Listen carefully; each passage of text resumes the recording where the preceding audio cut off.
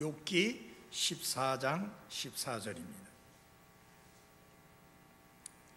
같이 한 목소리로 좀 읽어보겠습니다.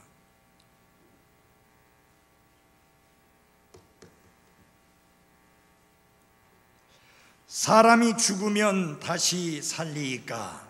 나를 위하여 정하신 시간의 모든 날을 내가 기다리되 변화가 내게 이를 때까지 기다리겠나이다. 아멘. 한번 큰 소리로 해볼까요? 시작. 우리의 신앙 고백의 사도시며 대제사장이신 그리스도 예수님을 깊이 생각하라. 히브리서 3장 1절 말씀. 아멘. 앉아주시기 바랍니다. 오늘 여러분 생활하시면서 예수님 좀 깊이 생각하시면서 생활하셨나요? 이 요절을 외우기도 하고 쳐다보기도 하지만 더 중요한 것은 실제 생활 속에서 저 말씀대로 그리스도 예수님을 깊이 생각하는 그런 실천이 아주 중요합니다. 여러분이 잘 알다시피 욥은 인간의 말로는 다 표현할 수 없을 정도로 힘들고 고통스럽고 어려운 상황을 지나고 그런 상황에 처해 있습니다. 자식들을 한꺼번에 잃고 재산도 한꺼번에 다 잃어버리고 아내마저도 자기 품을 떠나고 심지어 자기 몸조차도 성하지 않은 그런 고통스러운 상태에 있습니다. 오늘날의 사람들 같으면 아마 자살을 해도 벌써 자살을 했을 만한 그런 상황이죠. 피자집을 하다가 갑질하는 사람 때문에 피자집의 운영이 어려워지자 그 피자집을 운영하던 사람이 스스로 목숨을 끊고 마는 그런 일들이 지금 현실적으로 일어나고 있습니다. 그는 자기를 위하여 정하신 시간의 모든 날을 기다리지 않고 스스로 목숨을 끊어버린 것이죠. 사실상 욥은 스스로 목숨을 끊어버리고 싶을 정도로 굉장히 힘든 날들을 보내고 있습니다. 거기다가 친구랍시고 위로차 왔다는 사람들은 위로해 주기는커녕 정죄하고 공격하고 비난하고 비방함으로 인하여서 오히려 그 상처에 식초를 붓는 것과 같은 고통을 더했을 뿐입니다. 그런데 이 욥기서 14장 14절 말씀을 보면 욥의 단호한 결단을 표현하고 있는데 나를 위하여 정하신 시간의 모든 날을 내가 아무리 힘들어도 내가 아무리 고통스러워도 아무리 어려운 상황이라도 나는 기다릴 것이며 스스로 목숨을 끊지는 않을 것이다 라고 이렇게 단호한 고백을 합니다. 그러면서 뭐라고 하느냐면 내가 기다리되 변화가 내게 이를 때까지 기다리겠나이다 라고 그의 결심을 표합니다. 욥은 자신에게 찾아올 두 가지 변화를 한꺼번에 바라보면서 그 변화가 내게 이를 때까지 내가 기다리겠나이다 라고 고백합니다. 그 첫 번째 변화는 무엇이냐? 그를 이 고통스러운 상태에서 벗어나게 해줄 죽음이라고 하는 변화가 올 그때까지 내가 스스로 목숨을 끊는 것이 아니라 하나님이 정하신 그 모든 날을 내가 기다리겠다. 그러니까 스스로 죽는 것이 아니라 하나님께서 허락하셔서 나를 데려가실 그때까지 나는 기다리겠다. 그렇게 고백합니다. 그 다음에 또 다른 하나는 무엇이냐? 자신의 이 썩고 부패해지고 약하고 병든 이 몸을 새로운 몸으로 입혀주시고 영원한 기쁨으로 띠를 띠게 해주실 그 부활이라고 하는 변화를 나는 기다리겠다 라고 이렇게 고백을 합니다. 그러니까 여기에서 우리가 욥을 통해서 배울 수 있는 게 아무리 힘들어도 아무리 고통스러워도 아무리 어려운 상황에 처해도 그리스도인 구원받은 여러분과 저는 죽는다는 생각은 해서는 안 되는 게 하나님께서 정하신 시간의 모든 날을 우리는 기다리며 살아야 하는 게 옳습니다. 그래서 하나님이 죽음이라고 하는 것을 통해서 우리를 변화시켜 주시든지 아니면 주님께서 갑자기 오셔서 우리를 새로운 몸으로 입고 부활시키게 될 그때가 일어나는 그 순간까지 우리는 변화를 기대하며 기다려야 하지 스스로 자신의 목숨을 해하는 그런 일은 절대로 있어서는 안 된다 하는 것입니다. 물론 그렇다고 해서 자살하면 구원을 잃어버리는 건 아닙니다. 저와 함께 신학교 다녔던 학생 중에 하나가 자살하는 사건이 있었습니다. 그래서 신학적으로 논란이 많았습니다. 그가 진짜 구원받은 사람이냐 아니냐 뭐 이렇게 논란이 많이 있었는데 자살과 구원 문제는 아무 상관이 없습니다. 그리고 자살하는 사람도 구원을 잃어버리지는 않습니다. 그러나 성경적으로는 우리가 하나님이 정하신 그 시간의 모든 날을 기다리며 사는 것이 합당한 삶이라고 하는 것입니다. 그런데 이 변화와 관련해서 우리가 좀 생각해 보아야 될 부분이 있는데 이 죽음과 부활이라고 하는 이 변화는 그리스도인들에게 있어서 그렇게 큰 변화는 아니라고 하는 것이죠. 왜 그러느냐? 이 죽음과 부활은 그리스도인의 정체성에 있어서 어떤 변화도 가져오지 않습니다. 살아있으면서 이 땅에서 주님을 섬기는 동안 우리는 그리스도인이라는 정체성을 가지고 살고 섬기고 그리고 죽고 죽음의 잠에서 깨어났을 때 우리가 그리스도의 형상으로 변화되어서 하나님의 성전에서 밤낮으로 하나님을 섬기게 될 터인데 그때 우리의 정체성이 또 바뀌거나 달라지는 것은 아닙니다. 그래서 어떤 면에서 보면 죽음과 부활은 우리에게 큰 변화를 가져오는 것은 아니다 라고 말씀드릴 수 있습니다. 뿐만 아니라 생명과 관련해서도 변화는 없을 것입니다. 왜냐하면 우리가 죄악 중에 처해 있었을 때 범법과 죄들 가운데서 죽었을 때 하나님께서 예수 그리스도를 통해서 우리를 살려주셨고 우리에게 영존하는 생명을 주셨으며 영원한 생명을 주셨습니다.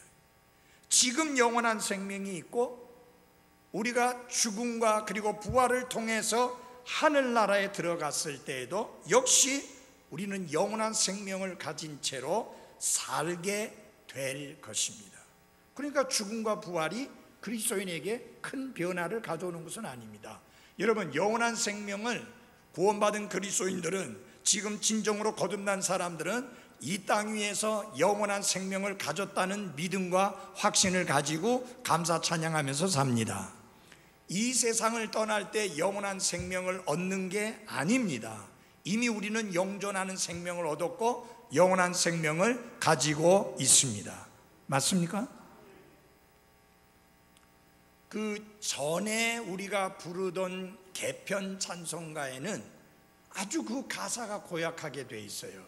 이 세상을 떠날 때에 곧 영생 얻으리, 그렇게 돼 있어요. 가사가 아주 번역을 잘못했습니다.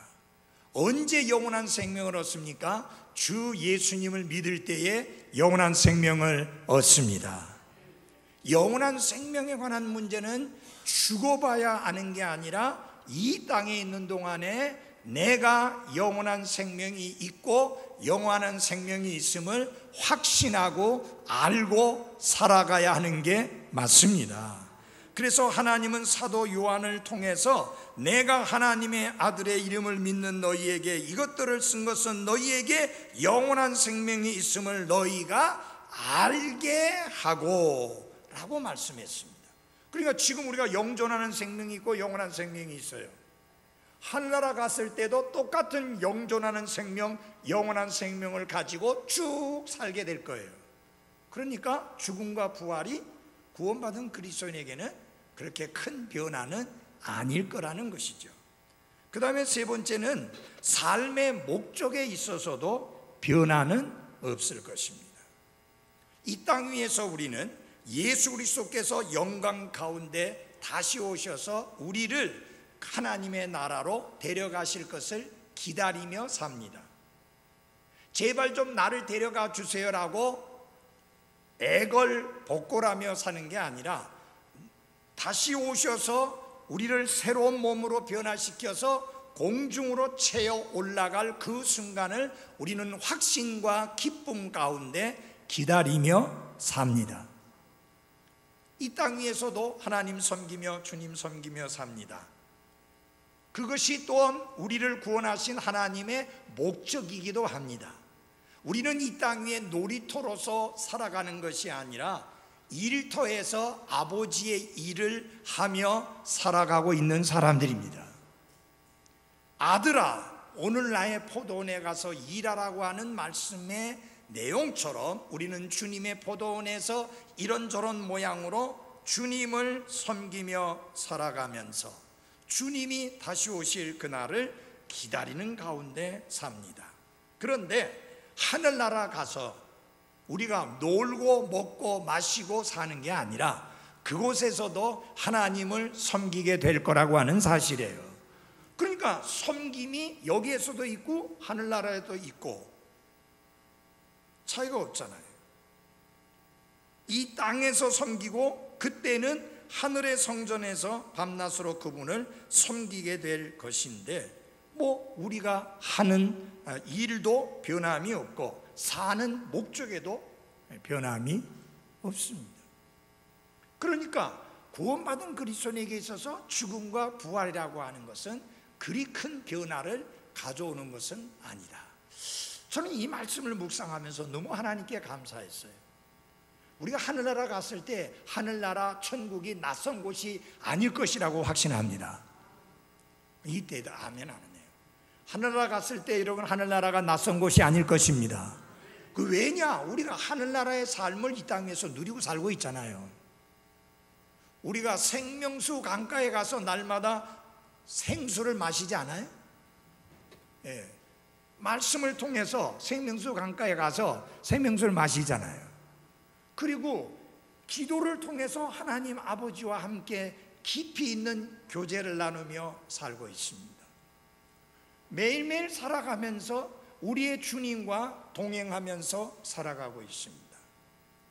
주님을 섬기고 주님의 교회 안에서 섬길 때 우리 혼자 우리 힘으로 섬기는 것이 아니라 내게 능력을 주시는 그분으로 말미암아 내가 모든 것을 할 수 있느니라고 하는 말씀처럼 주님이 주시는 힘으로 그분의 권능으로 우리가 주님을 섬기며 살아가고 있는 것입니다. 그러니까 천국의 생활을 이 땅 위에서 누리고 살고 있는 거예요. 제가 78년도에 처음 미국에 갔을 때 미국이 낯설지가 않았습니다. 왜?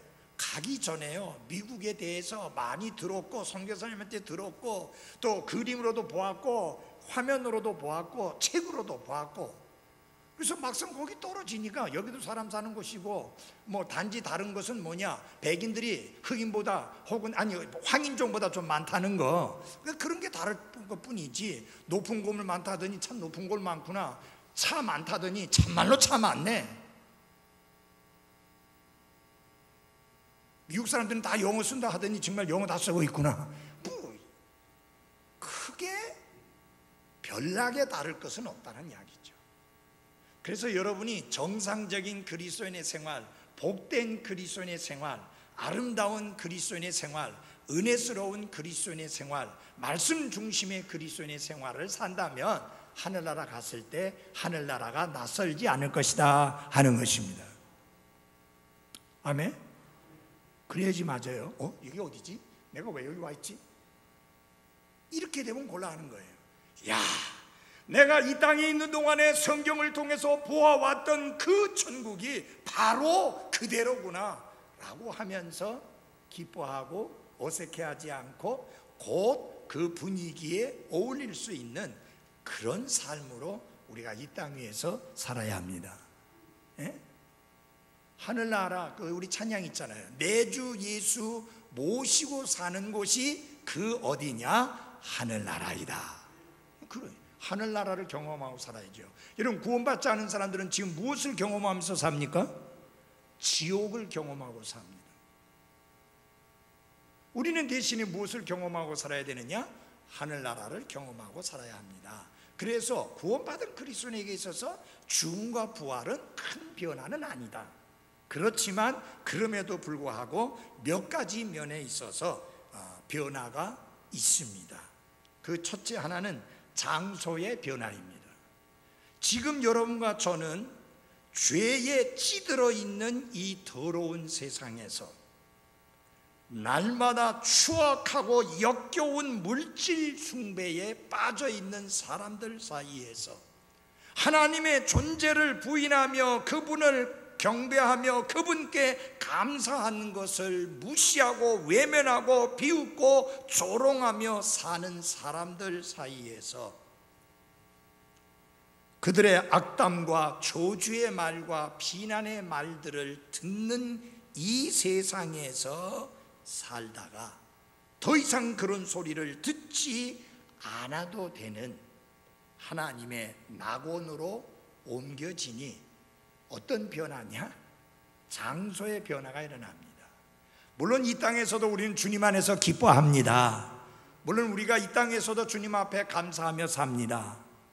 물론 이 땅 위에서 우리가 하늘나라와 같은 기쁨과 만족과 감사를 가지고 살아가는 것 사실이지만 여러분과 제가 부활하게 될 때 어떻게 될 것이냐? 새로운 장소로 옮겨진다. 그래서 장소의 변화가 있을 것이다. 그래서 그리스도인의 죽음을 가리켜서 성경은 이사 가는 것으로서 말씀을 하고 있습니다. 특별히 여러분이 성경에 기록될 때 이사의 개념이 뭐냐면은 그때 당시의 사람들은 주로 어디에 거했어요? 천막에 거했습니다. 여러분이 천막이라는 특징을 아시지만은 바람만 세게 불어도 불안하잖아요.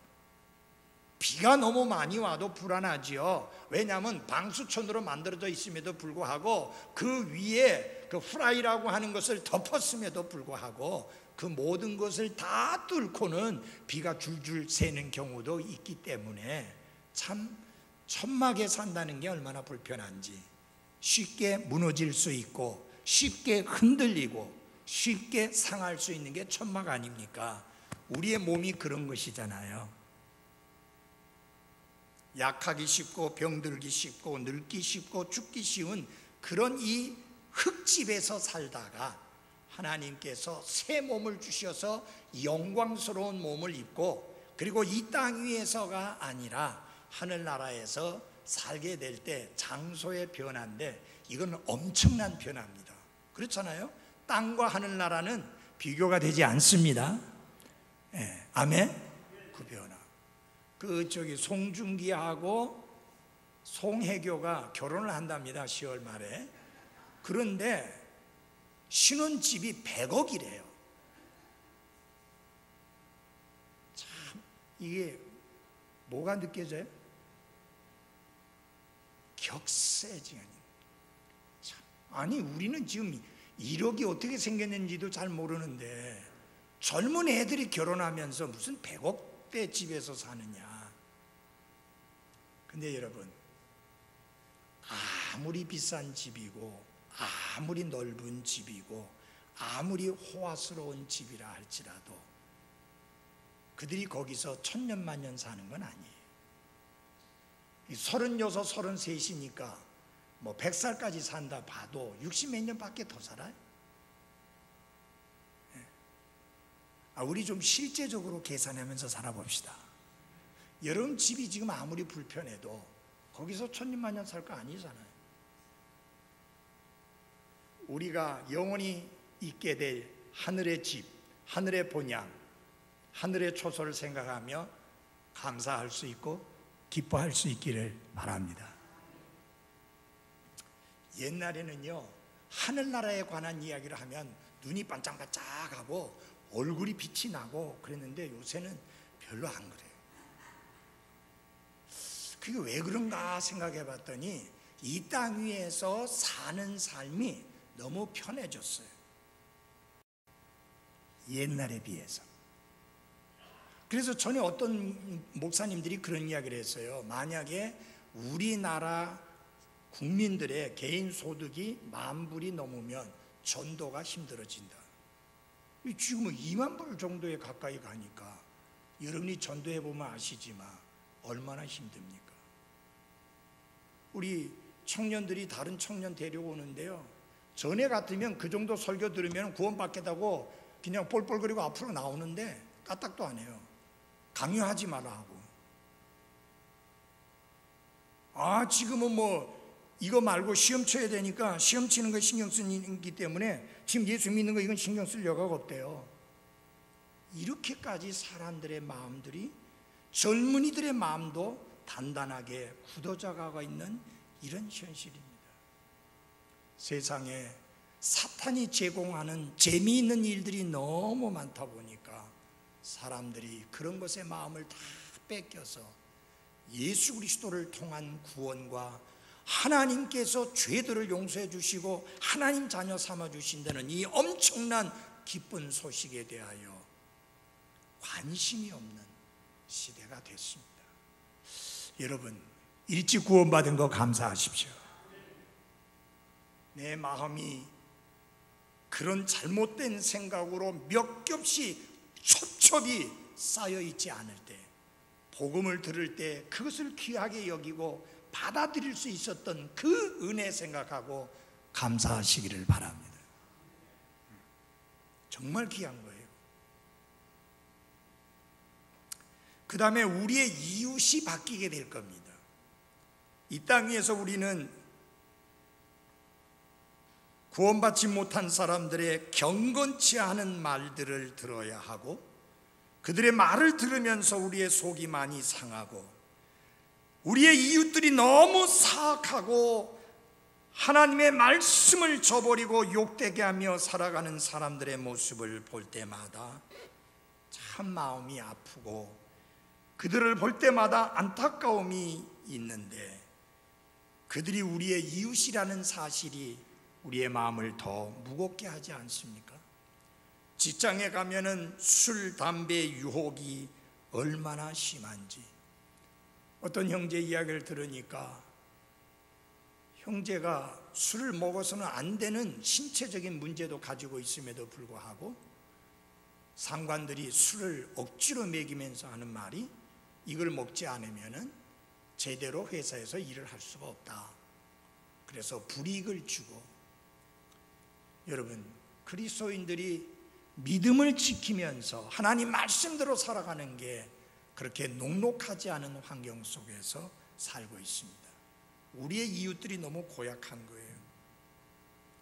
허탄한 말을 듣느라고 우리의 귀가 고생을 하고 우리의 눈앞에서 벌어지는 죄악들로 인해서 우리의 마음이 역겨움을 느끼는 때가 한두 번이 아닙니다. 초등학생을 죽인 10대 아이, 아무 관계도 없는 40대가 넘은 여자를 납치해서 죽인 살인범들, 그래 놓고도 잘못을 뉘우치지도 않고 잘못했다는 말 한마디 하지 않는 그런 모습들을 지켜보면서 참 우리 마음이 얼마나 아픈지 모릅니다. 근데 우리가 하늘나라에 가면 더 이상 그들이 우리의 이웃은 아닙니다. 우리는 더 이상 낯선 땅에서 이방인처럼 살아가지 않아도 되고 본향에서 당당하게 자녀들로서 살아가게 될 것입니다. 우리의 이웃들은 천사들이 될 것이요, 우리의 이웃들은 완전하게 된 의인의 영들이기 때문에 우리는 전혀 이웃으로 인하여 마음 상하거나 고통스럽거나 힘든 시간들을 보내지 않아도 될 것입니다. 우리의 이웃이 바뀌게 될 것을 인해서 감사합니다. 솔직히 말해서 어떤 분이 오셔가지고 우리가 저 외등을 켜놨는데 그것 때문에 자기네들 집이 눈이 부셔갖고 못 살겠다고, 그래서 실례지만 집이 어디입니까? 하니까 몇십 미터 떨어져 있는 곳이에요. 그래서 하여튼 좀 불편하지 않게 해드리겠습니다 해가지고 우리 김학묵 지사님이 거기다가 반쪽을 은분을 칠해가지고 저쪽으로 못 나가게 했어요. 여러분, 예배당 지을 때 시끄럽고 먼지 난다고 와서 항의하는 사람들이 어떤 사람들이냐면 옆에 있는 사람들이 아니에요. 여기 나가서 우리 저 교회 골목에서 제일 저 끝에 있는 사람이 시끄러워서 못 살겠대요. 아무 상관없는 사람이. 왜?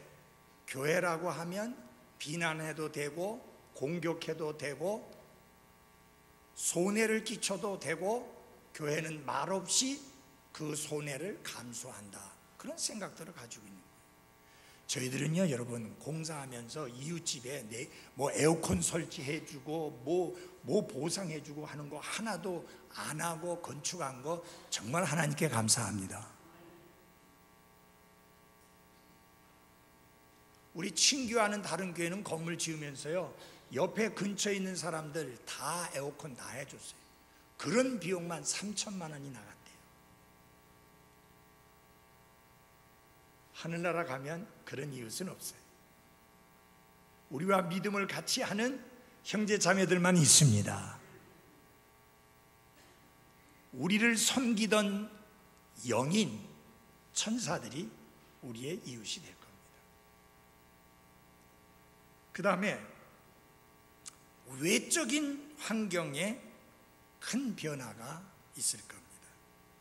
지금 우리는 이마에서 땀이 흘러야만 일할 수 있는, 그리고 수입을 낼 수 있는 상황입니다. 이 땅 위에서는 이런저런 마음 아프고 슬픈 일로 인하여 눈물을 흘리게 될 때가 있습니다. 그리고 죽음을 알리는 슬픔의 종이 울리는 것을 경험하게 됩니다. 죽은 사람들을 위하여 장례를 지내고 무덤을 만드는 아픔을 겪곤 합니다. 가난에 시달리기도 합니다. 교만한 자들의 비웃음을 듣게 되기도 합니다. 그리스도인들을 압제하는 자들의 군홧발에 밟히기도 합니다. 우리 믿음의 선조들은 박해자들의 그 불붙은 인두에 의해서 그 살이 태워지는 고통을 당하기도 했습니다.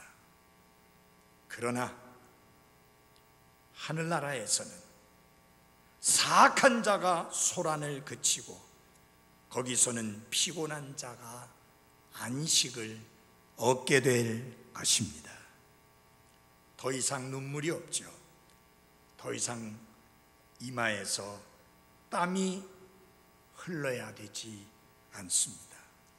죽는 자들이 없기 때문에 무덤도 만들 필요가 없습니다. 가난한 자가 없기 때문에 가난한 자들을 돕기 위하여 특별한 사랑의 헌금을 해야 될 필요도 없습니다. 환경상에 큰 변화가 일어나게 될 것입니다.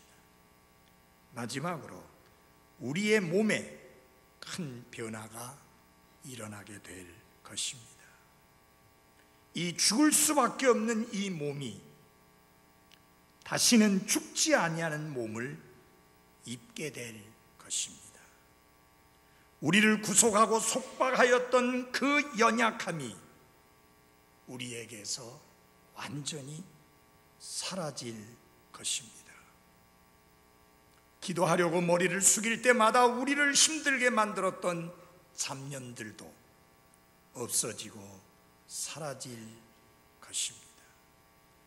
죽음을 몰고 오는 썩어짐에서 벗어나서 자유롭게 되어서 이제 우리는 모든 죄들로부터 완전히 자유함을 누리게 될 것입니다. 세상이 우리에게서 아주 멀어졌기 때문에 세상은 더 이상 우리를 시험하거나 유혹하지 못합니다. 사탄이 우리로부터 아주 멀리 떨어져 있기 때문에 우리를 더 이상 괴롭히지 못할 것입니다. 심한 질병으로 인하여 산다는 것 자체가 고통인 그리스도인들이 많이 있습니다. 병상에 누워 언제 건강한 몸으로 태어날지 기약도 없이 병상에서 힘든 고통스러운 삶을 이어가는 그런 그리스도인들도 있습니다. 그러나 그들은 그 고통스러웠던 침상에서 벗어나서 하나님의 왕자 앞으로 한순간에 옮겨지는 놀라운 변화를 경험하게 될 것입니다.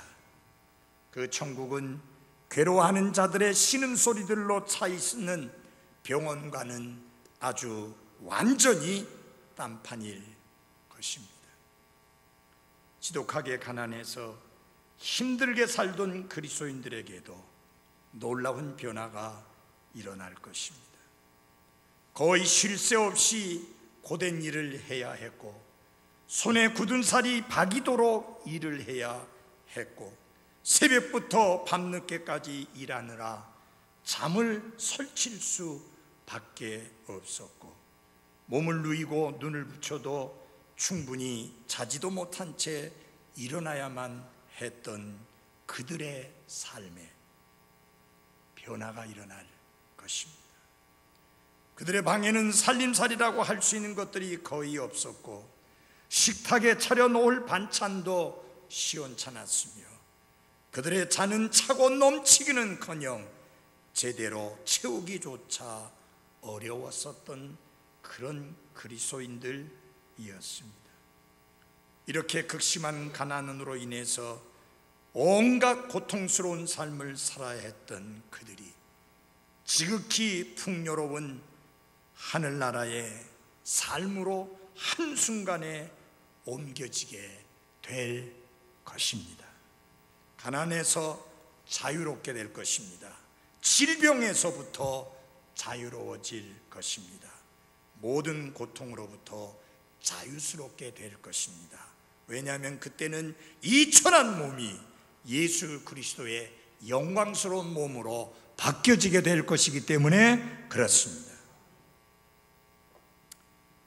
여러분이 그리스도인에게 일어날 변화에 대해서 좀 더 알기를 원한다면 고린도전서 15장을 자세히 살펴보시면 그리스도인들에게 일어날 변화에 대한 많은 내용이 기록되어 있습니다. 그 내용을 자세히 살펴보면 한마디로 이렇게 말씀드릴 수가 있습니다. 변화가 될 필요가 있는 것들은 모두 다 변화가 될 것이라고 하는 사실입니다. 주님께서 남김없이 다 변화시키실 것이기 때문입니다. 그래서 고린도전서 15장 51절 말씀을 한번 같이 열어주시기 바랍니다. 고린도전서 15장 51절입니다.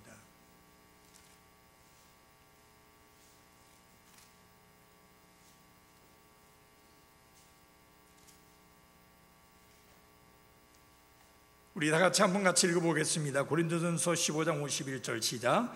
보라, 내가 너희에게 한 가지 신비를 보이노니 우리가 다 잠자지 아니하고 마지막 나팔 소리가 날 때에 눈 깜짝할 사이에 순식간에 다 변화하리라.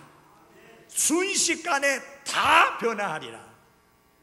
변화돼야 될 필요가 있는 것들은 모두 다 순식간에 변화되리라.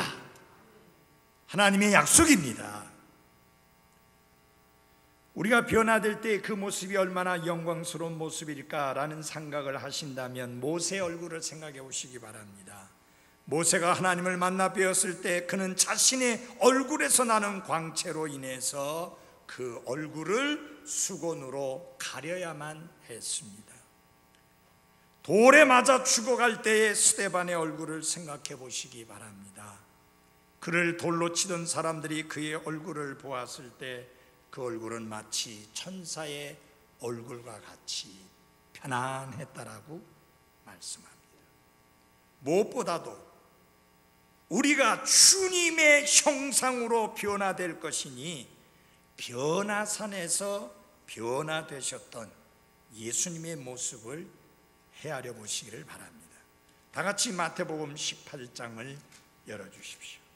마태복음 18장입니다.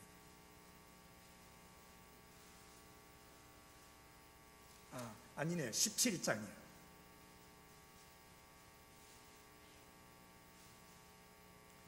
이 절을 읽어드리겠습니다. 그들 앞에서 모습이 변하심에 그분의 얼굴이, 같이 읽겠습니다. 시작. 해같이 빛나고 그분의 옷이 빛같이 희게 되었더라. 얼굴이 해같이 빛나고, 우리 찬송에도 그런 찬송 있죠. 해같이 빛나네 라는 찬송이 있죠.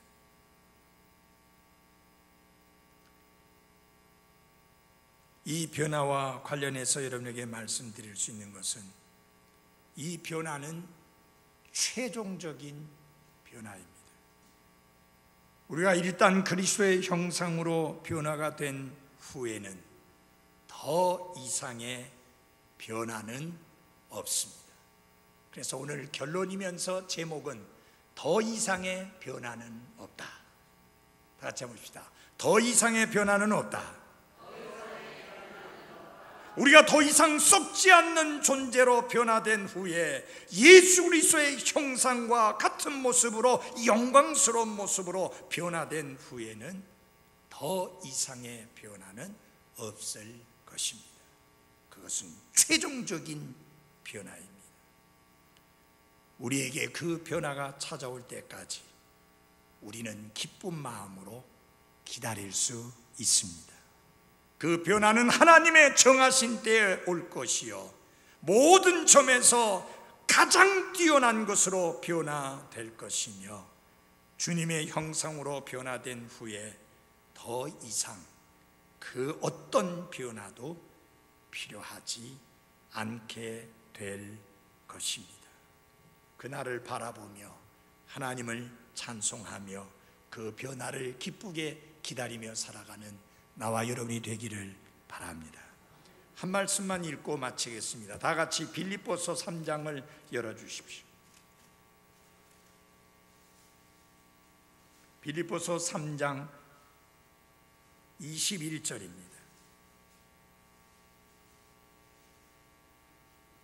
하나님은 사도 요한을 통해서 장차 우리가 어떤 모습으로 변화될 것인가 라는 것을 말씀하셨는데, 사도 요한은 이렇게 말합니다. 요한일서 3장 2절에서 장차 우리가 어떻게 될 것이 아직 나타나지 않았기 때문에 모르는데, 그러나 한 가지 분명히 아는 것이 있다. 그것은 우리가 예수 그리스도와 같이 될 것이다 라는 사실. 그것을 사도 바울은 조금 더 자세히 설명하고 있습니다. 그게 빌립보서 3장 21절입니다. 다 같이 읽어보겠습니다. 시작. 그분께서는 모든 것을 자기에게 복종시킬 때 사용하는 능력을 발휘하사 우리의 천한 몸을 변화시켜 자신의 영광스러운 몸에 갖게 만드시리라. 우리의 천한 몸을 그분의 영광스러운 몸과 같게 만드시리라. 여기 왜 몸을 말합니까? 우리의 영은 그리스도 안에서 완전하게 되었습니다. 그렇잖아요. 이제 그런데 아직까지 우리 몸은 천한 몸에 머무르고 있습니다. 그래서 약합니다. 그래서 병이 듭니다. 그래서 힘이 없어집니다. 늙어집니다. 그리고 죽습니다. 그러나 어느 날 하나님께서 우리를 변화시킬 때 이 천한 몸, 죽을 수밖에 없는 몸, 썩을 수밖에 없는 몸, 늙을 수밖에 없는 몸, 병들 수밖에 없는 몸, 약해질 수밖에 없는 몸, 그리스도의 영광스러운 몸과 같이 변케 하실 것입니다. 여러분 그거 믿어요? 정말 믿는 사람처럼 삽시다. 아멘. 제가 피곤하다는 말을 잘 안 하니까 파낙스 약국의 김남주 약사가 하는 말이 둔해서 그렇대요. 둔해서 못 느낀대요. 둔해서 못 느끼든지 어쩌든지 간에 피곤하다고 안 느끼는 게 사역하기도 쉽고 살아가기도 쉽잖아요. 맨날 피곤하게 느끼고 매 피곤을 느끼면 그거 얼마나 불편해요. 그죠? 하나님의 은혜로 하루하루 살아가는 거 감사하십시오. 아멘. 더 이상의 변화는 없습니다. 왜? 하나님께서 우리를 완전한 모습으로 변화시킬 것이기 때문입니다. 기도하겠습니다.